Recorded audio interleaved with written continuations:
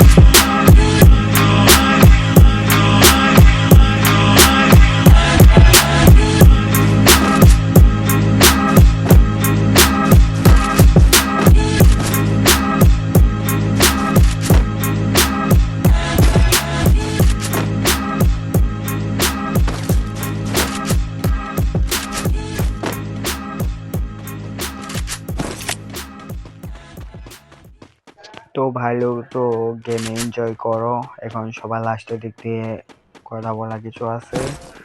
এখন যদি কারো স্কোয়াডে ঢুকতে চাই তো কারো স্কোয়াড ঢোকাবে না। তো ভাই লোক, আমার গেম প্লে ভিডিও ঢোকা কে কেউ যদি স্কোয়াড আসতে চাও আমার ভিডিও কমেন্টে বলতে পারো। কথা বলতে বলতে যখন দেখি যে সামনে একটা এনিমি আমাকে ড্যামেজ দিচ্ছে, মনে হয় ড্যামেজ দিচ্ছে, তখন আমি বসলাম বলতে করে নিচে আসছিল ওখানে খালি আমি দেখছিলাম। তারপরে দেখি যে এটা বট। আর এখানে বট, আমি তো মনে করছিলাম প্রো হলে আমার তো বট বসে, দেখে আমার লাইকও দিছে পরবর্তী বট। তারপরে আস্তে আস্তে বনের পরে আমার মনে করলো একটা হান্ড্রেড সারি যদি প্রো এনিমি করে। তো সামনের দিকে যাচ্ছি, তো সারলাম আমি নিতে হবো। আমার মনে করলেন যে স্কাইলার, কারণ এনিমি গুলো ফালালে আমার যখন এনিমি ফাড়াতে হবো। তারপর সামনে ব্যাগ দেখলাম, পরে লাভ দিলাম। আমার তো মনে ছিল না যে এখান থেকে লাভ দিয়ে হেল্প যাবে। নেশার কি আর জিনিস সেই।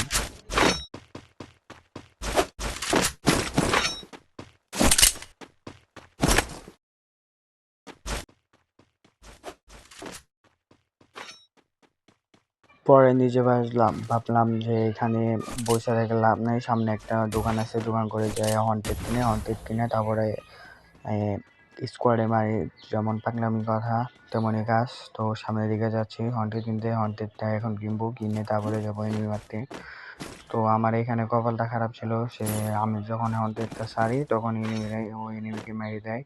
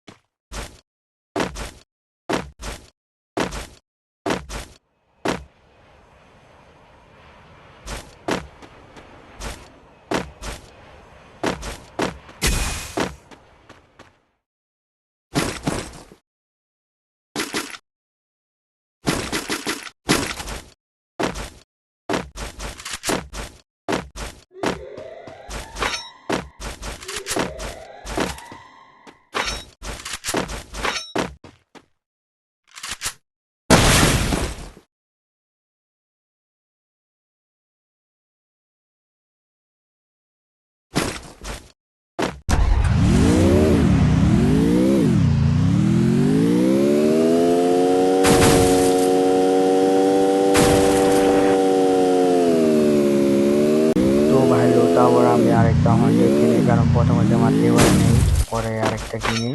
তারপরে এখানে আমি কিছুক্ষণ ঘোরাঘুরি করে আমি মনে করছি এনিমি মনে হয় বড় থাকতে পারে।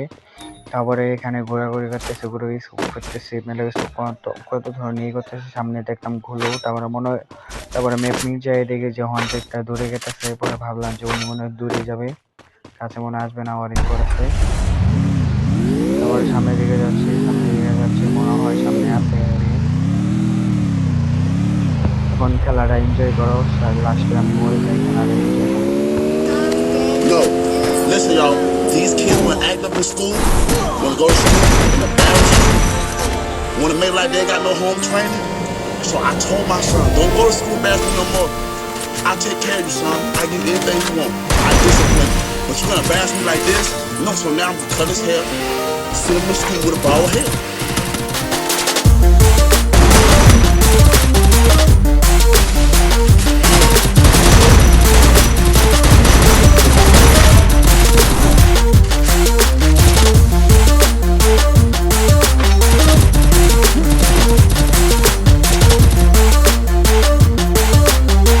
Don't embarrass me. I told him, don't embarrass me. No.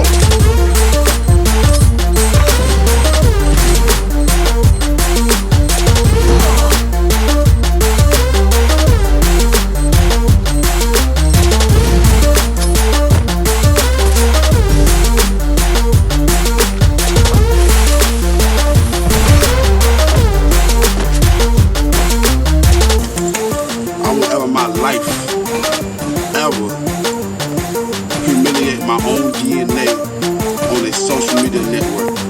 I seen a lot of parents do that, and it actually made me cry. Humiliation can cause suicide and depression. Come on, I'm 26 and I know better than that. Come on, y'all. I do not respect that. Everybody have their own opinion. The people that might get mad with this video is the people that probably already embarrassed their child. You can discipline your child in their room. Take something away from them. If they act up, well my sons, if they act up, I'm like, son, you can't play the game today. They act up again, I'm gonna say, son, you gonna read a book all day today. You can't watch TV. That's it.